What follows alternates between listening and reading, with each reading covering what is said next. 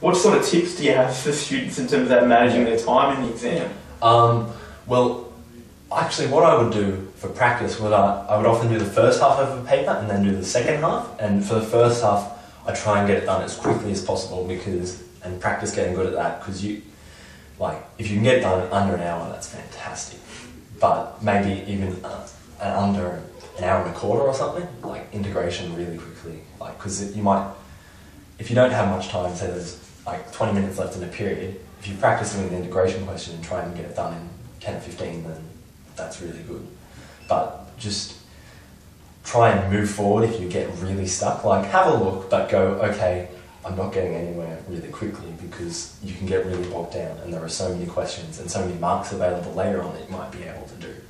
And just, even if you just look through a Success One book with all the past 15 years and try and look for patterns, that really helps. But I'd say most important is manage your time well and don't freak out. Don't study the night before. Maybe have a brief look through in the morning before the HSC exam, or even not that day at all. Prepare early and ahead, and then just relax. I know it's really hard, but the more you relax you are, the better.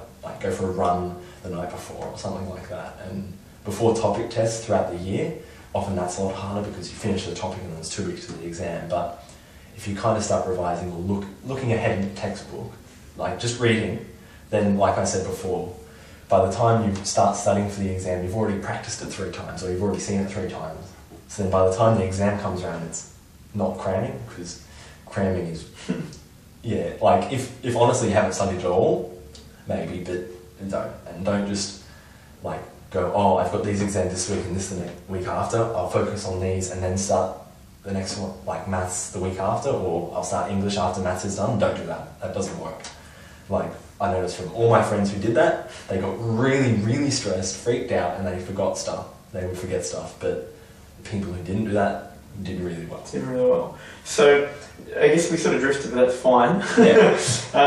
So I'm just trying to get my head around the maths exam. Yeah. So obviously, don't stress the night before, relax the morning of. I mean, that's really the physical preparation to get you mentally ready. Yeah, well that for is, the exam. Once you've done the study, that is really important, because on a bad day you could lose 20 marks more than you would on a good day. So you want to make sure it's a good day, basically. Yeah, but don't worry about it if it's going to be a good day or a bad day. But then I guess what you were more asking was in the exam? Yeah, so, is there a specific plan of attack that you would recommend students to do? So read the whole thing first, or start looking through and identifying easy questions? Well, for me, I was trying to get every single mark in the paper.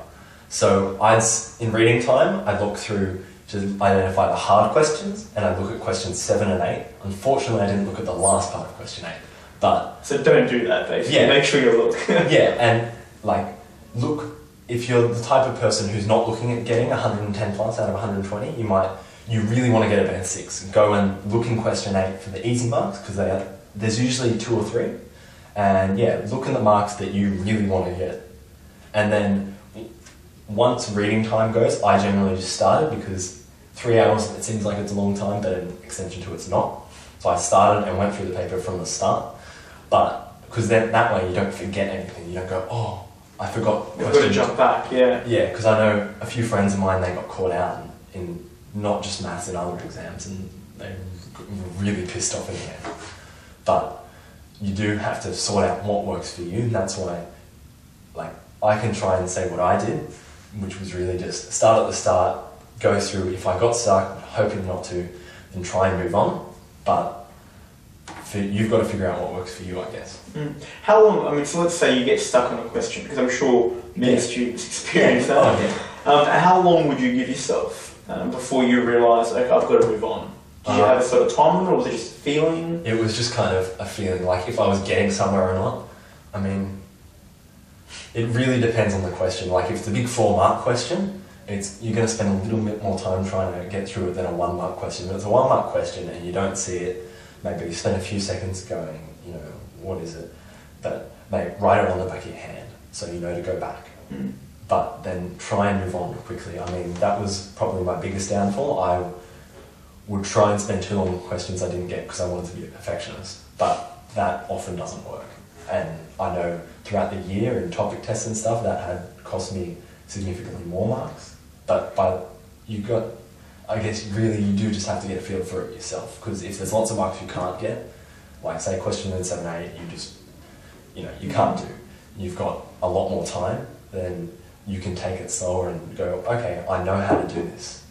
And so maybe you think about what topic it is that it's on and go, okay, what type of stuff has it got to do with, and all that type of stuff, and try and think outside the box, because a lot of them, like, they're not what's often in the textbooks. They're a bit left field sometimes, and you really got to go outside the box, I guess. All right, excellent. And so then the key, though, it sounds like, is if you do enough practice papers prior and exam conditions, you figure out what works. Yeah, you're going to work out how long you should be spending on questions, and that's partly why you would practice that much. Yeah, I'd set a countdown timer or have a stopwatch or something, so that I knew how much time I was spending on each question, and maybe write it down for the first few, like for a few tests and stuff like that, so you really do get a feel for what you're spending time on. But after 3 hours, like set a timer for 3 hours and go, oh, that's it, and write down what you got to, but then keep going and try and get the rest of the paper out, and then maybe come back an hour later and mark it, or have a go again at the questions you couldn't get.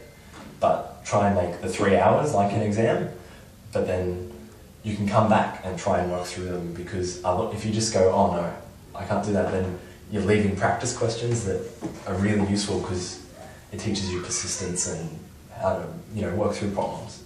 Yeah, okay.